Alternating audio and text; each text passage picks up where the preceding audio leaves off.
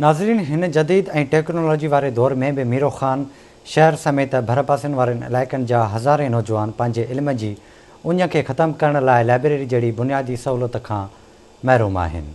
हिन हवाले सां रिपोर्ट करे रहियो आहे सफ़दर अली तुनियो।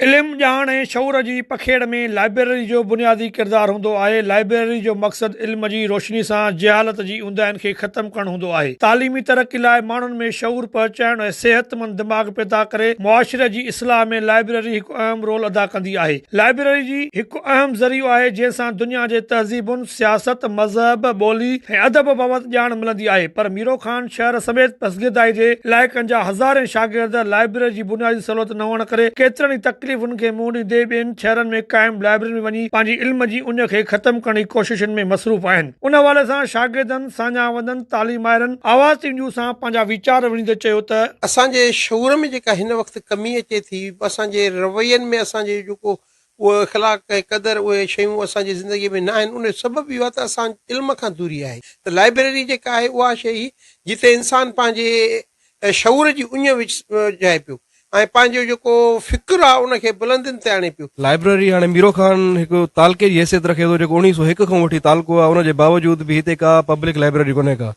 तंहिंजे करे लाइब्रेरी न हुजण जे करे ॿार जेके आहिनि स्कूल नथा वञनि, स्कूलनि जो न हुजण जे करे होटल जेके आहिनि उहे ॿारनि सां भरिया पिया आहिनि ऐं तालीम में ॾींहों ॾींहुं जेको आहे न उहो पोइ थींदा था वञनि ऐं शऊर जी जेका आहे इहा किलत थींदी थी वञे। असांजे स्टूडेंट्स खे सेल्फ स्टडी जे लाइ जेको आहे उहा लाइब्रेरी जी तमामु घणी ज़रूरत आहे, छो त असांजे जेके स्टूडेंट आहिनि उन्हनि जे घर में उन्हनि खे अहिड़ो माहौल नथो मिले, शोर शराबो हूंदो आहे। इन जे करे उन्हनि खे हिकिड़ी सेल्फ स्टडी जे लाइ हिकिड़ी अहिड़ी प्लेस घुरिजे। लाइब्रेरी मीरो ख़ान जे लाइ हुजणु तमामु ज़रूरी आहे ऐं उन जा इन खां अलावा ॿिया बि काफ़ी फ़ाइदा आहिनि। स्टूडेंट्स इन मां ॾिसी करे, हिक ॿिए खे ॾिसी करे उन्हनि में अञा शौक़ु पैदा थींदो स्टडी जो ऐं शऊर बि वधंदो असांजे सिटी में। असांजी यंग जनरेशन जेके नंढा ॿार आहिनि उहे तक़रीबन क्रिकेट जे ग्राउंडनि ते या होटलनि ते या स्नूकर्स वग़ैरह ते मौजूदु आहिनि। जेकॾहिं लाइब्रेरी फराहम कई वेंदी, हिकिड़ो माहौल पैदा थींदो त असांजे ॻोठ जे यंग जनरेशन जे लाइ तमामु घणो बहितर ऐं सुठो साबित थींदो। ज़रूरत इन ॻाल्हि जी आहे त सिंध हुकूमत ऐं लाॻापियल इदारनि खे घुर्जे त मीरो ख़ान जे शागिर्दनि खे तालीमी ज़ेवर सां सरशार करण लाइ लाइब्रेरी जहिड़ी बुनियादी सहूलियत जो क़याम अमल में आंदो वञे त जीअं हिते जा नौजवान तालीमी तरक़ी ऐं सिहतमंद मुआशिरो जोड़े पंहिंजो किरदारु अदा करे सघनि। कैमरामैन अज़हर अली बबर सां गॾु सफ़दर अली तुनियो,